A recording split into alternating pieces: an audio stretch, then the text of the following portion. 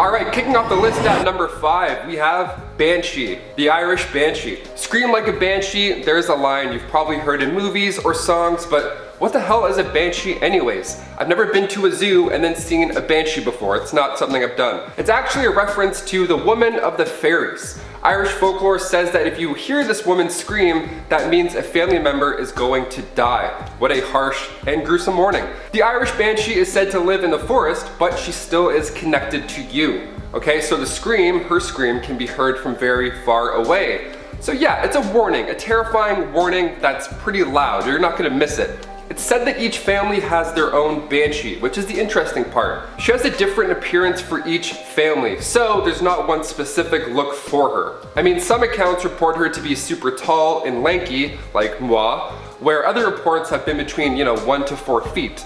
And the wardrobe, super fitting for the tale. She sometimes rocks the gray cloak over the green dress, and other times she goes out in all white with the red hair. She will warn you of a death by screaming. This is important. But most of the time, it's said that she only appears with the descendants of the pure Milesian stock of Ireland. So surnames that prefix with O and Mac. What about MC? Is that close enough? Like Mick, Mac, O?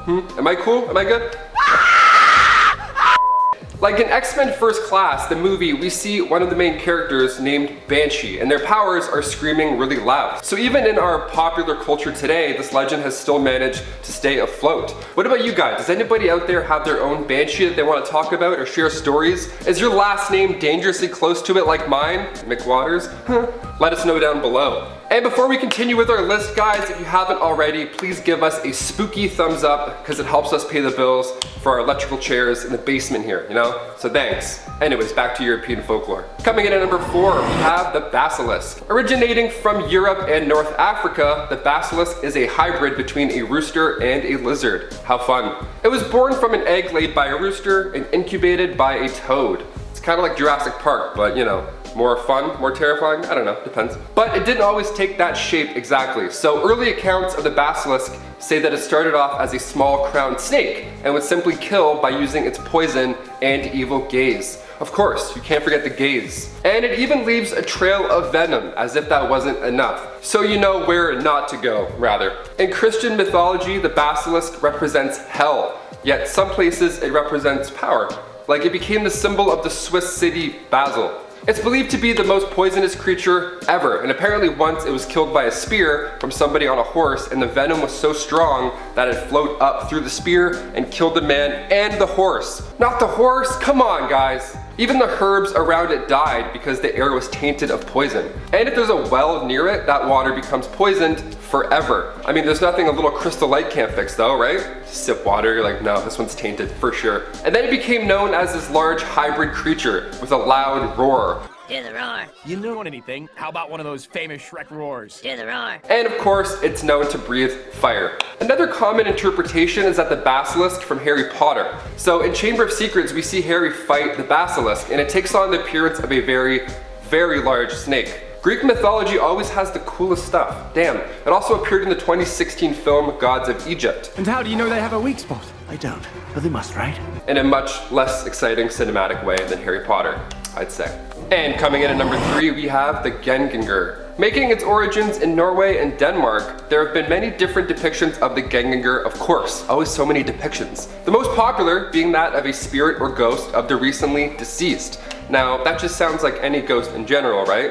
But what makes the Genganga stand out is that its name translates to against or towards, and also a footwalker. So the name itself also implies to walking after death. People who committed suicide were usually the ones who came back as a Genganga. Or perhaps before they passed away, there was something else that they had to do in order to be at peace, so they went back to do that. Whatever the case may be, the Genganga usually needs assistance from somebody in the living world. Now that's where things get a bit spookier. See, in Scandinavian tradition, the Genganga isn't a malicious or evil entity, just a spirit that comes back to say, what's up, how you guys doing? How's dinner? Are you still cooking? Awesome, when it disappears.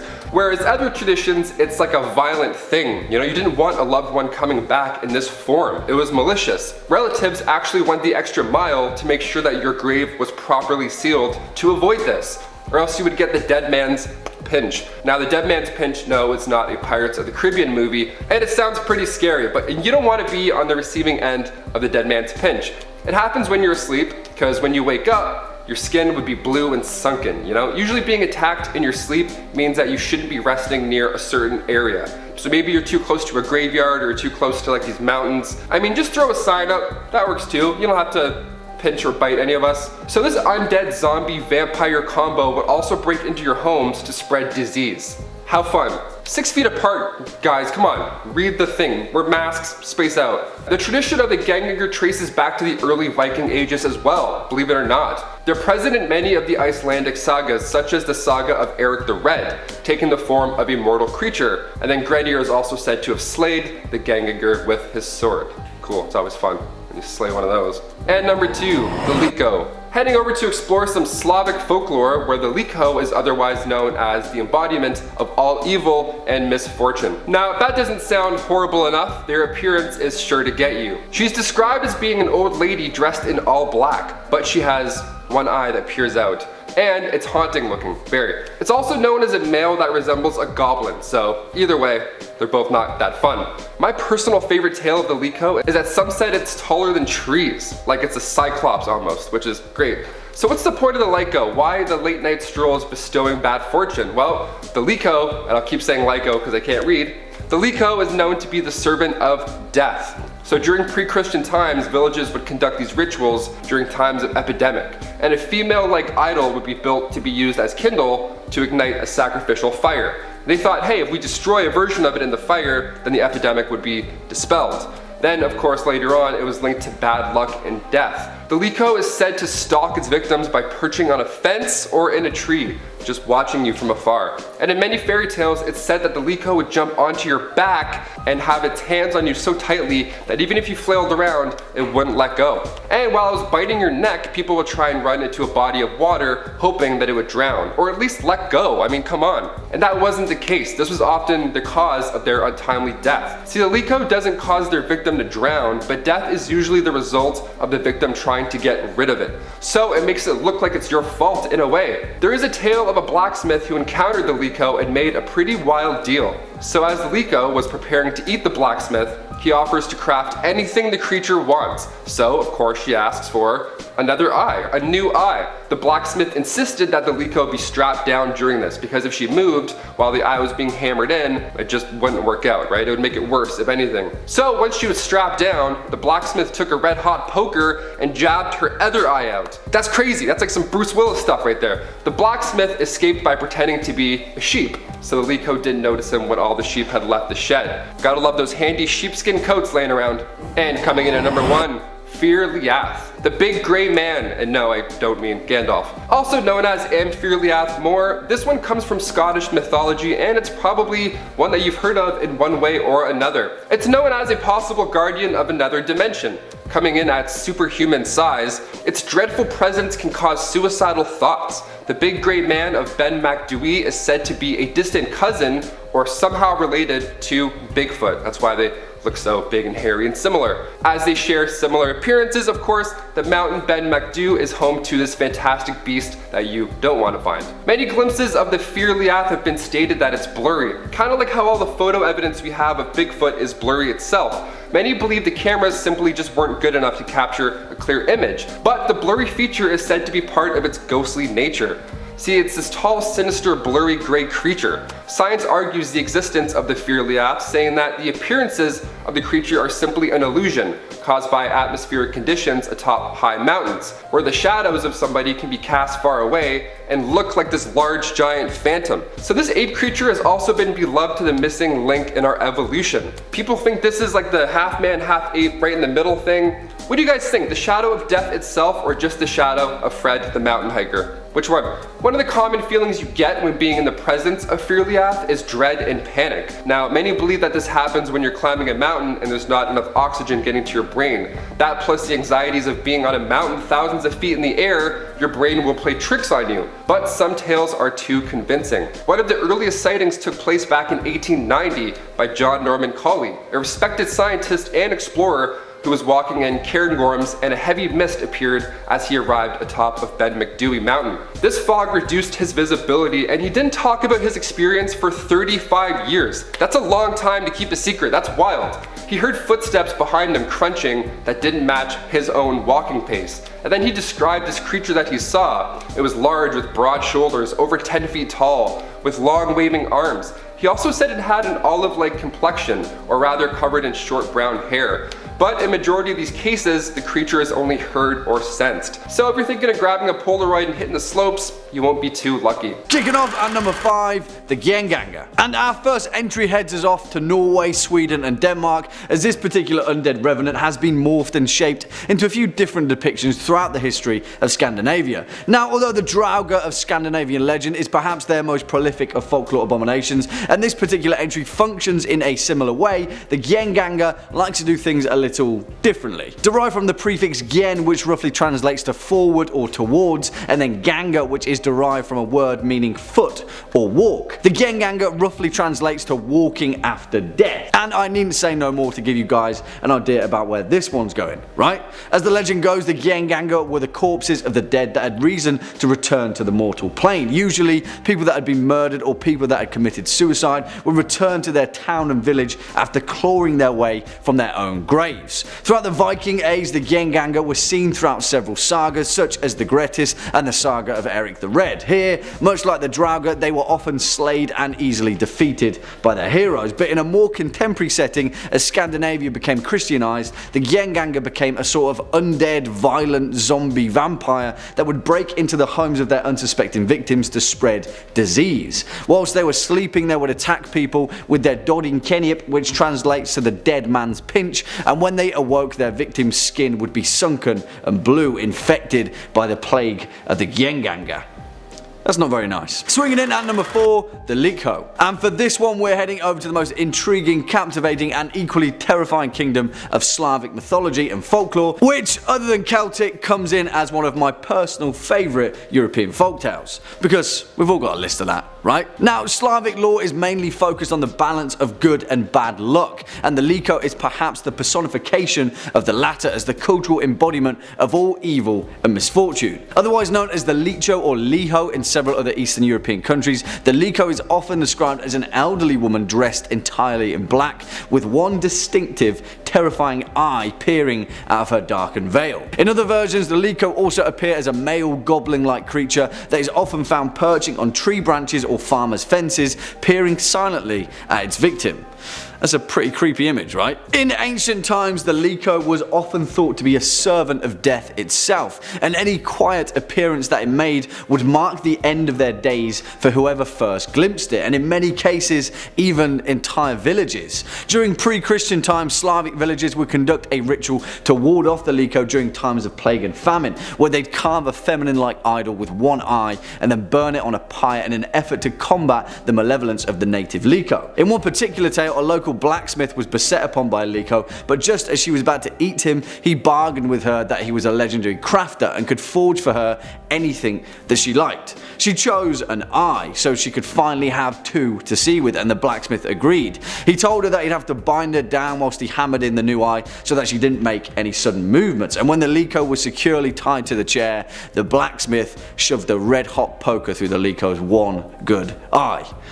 That's one way to do it, right? Next up at number 3, liath. And whilst this particular entry may perhaps be a little familiar to you, it nonetheless still holds its own as one of the most intriguing cases of ancient folklore colliding with the modern era.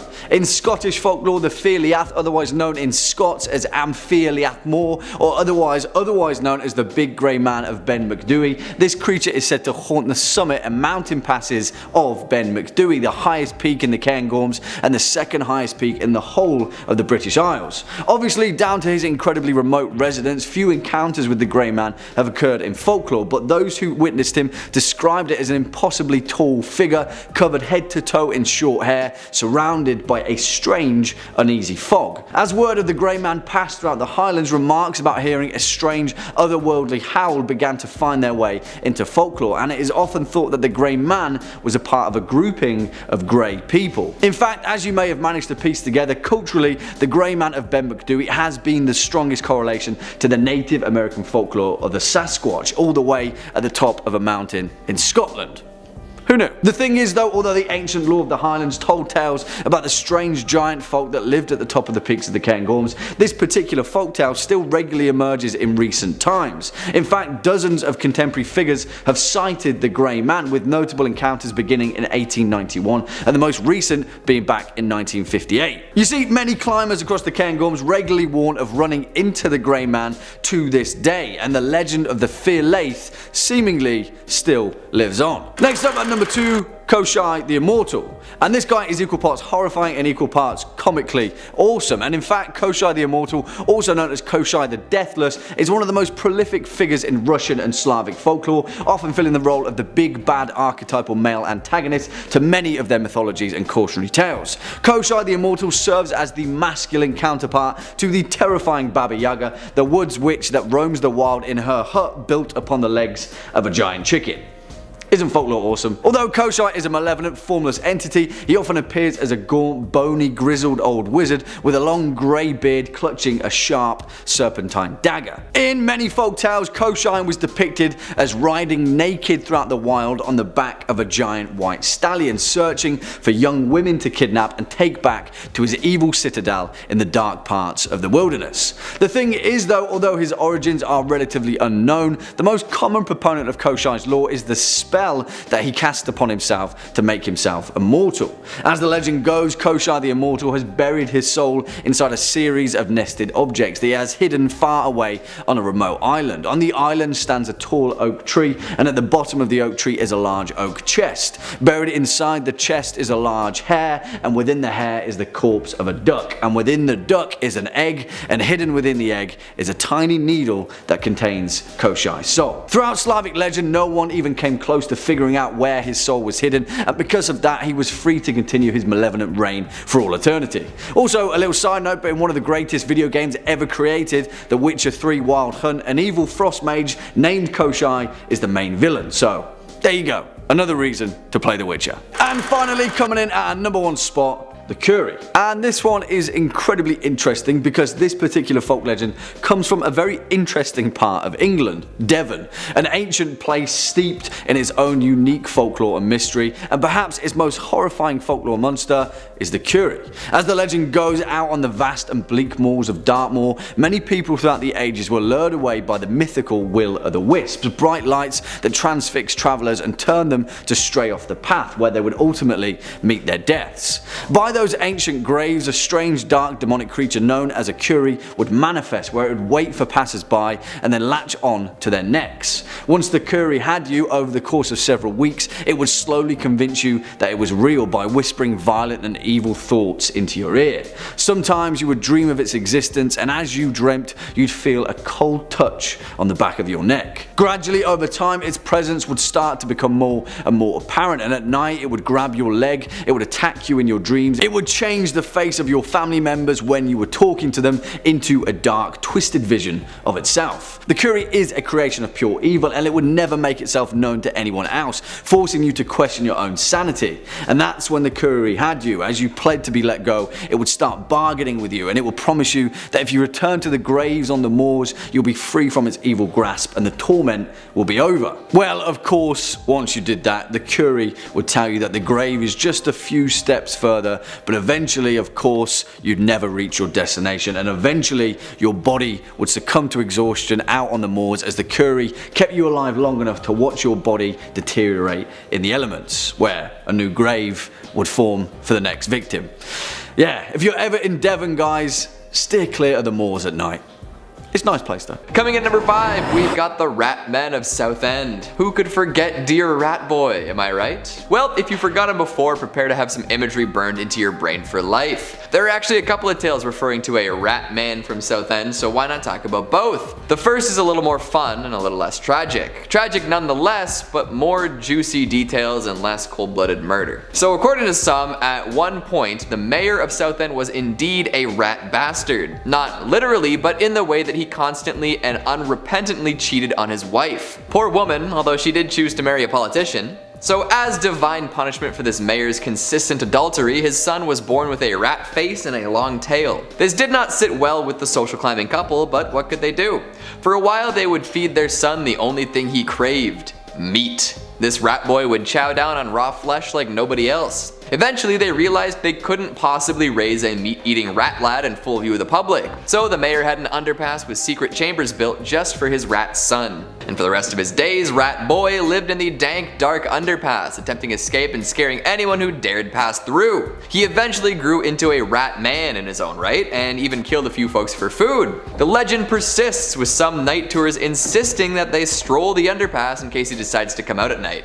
Yeesh. The second story has more to do with the man and also rats, but I'll tell it anyway. Apparently there was an old man also living below an underpass. He had no belongings save for his clothes and a blanket, and he did his best to stay hidden away. However, one day a group of rowdy teenagers came across this man and mercilessly beat him. Once he was incapacitated, they stole his blanket and left him to die in the cold. Unable to move due to his injuries, the man eventually did succumb to hypothermia. Following his death, hundreds of rats emerged from the shadows to consume his lifeless body. Thus began the legend of the Rat Man, consumed by the scurrying dark masses that plague the city. Some say that you can still hear strange scrabbly noises near that underpass. Could it be the descendants of those rats looking for more human flesh?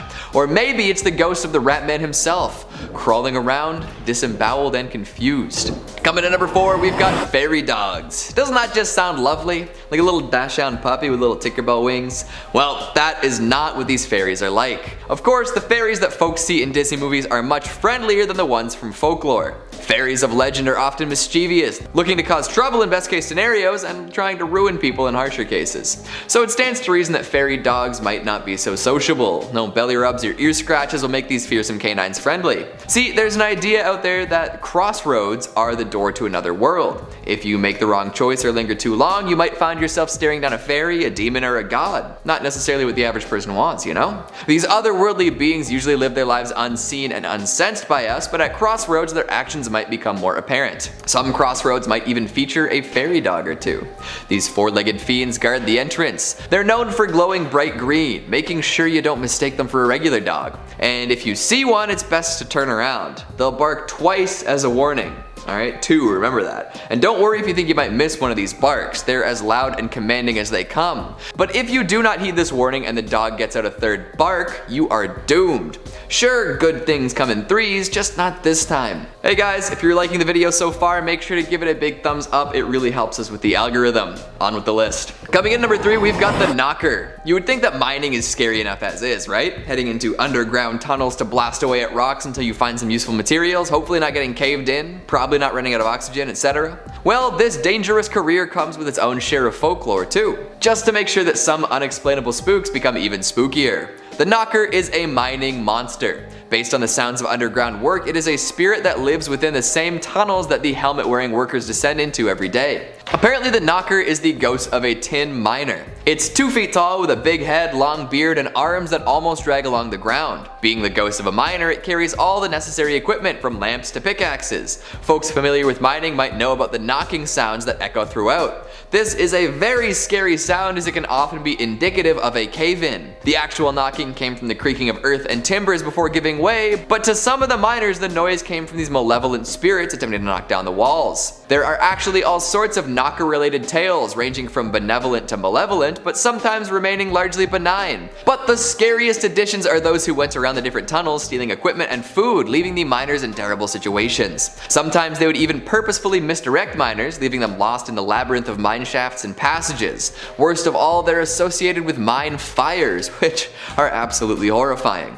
So make sure you toss the last bite of your meat pie into the mine for the knockers, lest you find yourself in a whole world of trouble. Coming in at number 2, we've got Bogarts. Nasty, nasty creatures these ones are. A lot of folks are familiar with them thanks to the Harry Potter universe, but the idea of rotten little buggers ruining everything has been around for a lot longer than that. Household spirits looking to cause as much trouble as possible, Bogarts are something nobody ever wants to deal with. They're famous for making possessions disappear, causing milk to sour, and having dogs walk lame. Definitely not fun. And once you've found yourself in the upsetting company of one, good luck getting rid of it. They will stick with your family no matter where you go, no matter how far you run. Your things will keep disappearing, your food will keep going bad, and you'll always be haunted by the knowledge that an awful little is making all of it happening. But don't even think about reasoning with a boggart. Sure, they were once helpful brownies or silkies, but something offended them or caused them to feel mistreated, and now they are just pure bad. Even if you offer to make a deal or treat it nicely from now on, it will respond very negatively. It will get furious and wreck all of your stuff in one go instead of doing it mischievously over the course of many years. So yeah, it's like a poltergeist you can't escape, but somehow worse. Folks that have to deal with these, not happy folks. And finally at number 1, we've got black shuck. We've talked about fairy dogs earlier, but that was just the beginning. This is the true terror dog, the big, brutal bad boy, the canine carnivore fueled by carnage, a hate-eyed and vengeful black dog full of rage and malice. There are all sorts of variants based on where you are, from the gargess to the guy trash to the padfoot, but the best known is black shuck. See it and you are out of luck. This thing is the embodiment of Satan. Wherever it goes, destruction follows. A harbinger of doom with blazing red eyes. If you see one, you are supposed to hide or make sure not to look at it. If you neglect to avert your gaze, your luck will get so bad that you die within the year. Holy smokes, right? There's one tale from a Suffolk church that tells of a black shuck visit during 1577. The enormous dog came running in, killed a man and a boy, and caused the steeple to collapse through the roof. It then left in a hurry, leaving dark scorch marks on the door. And that was just one little tale. Even if you're a dog person, you do not want to run into one of these. Something tells me that a treat won't smooth things over.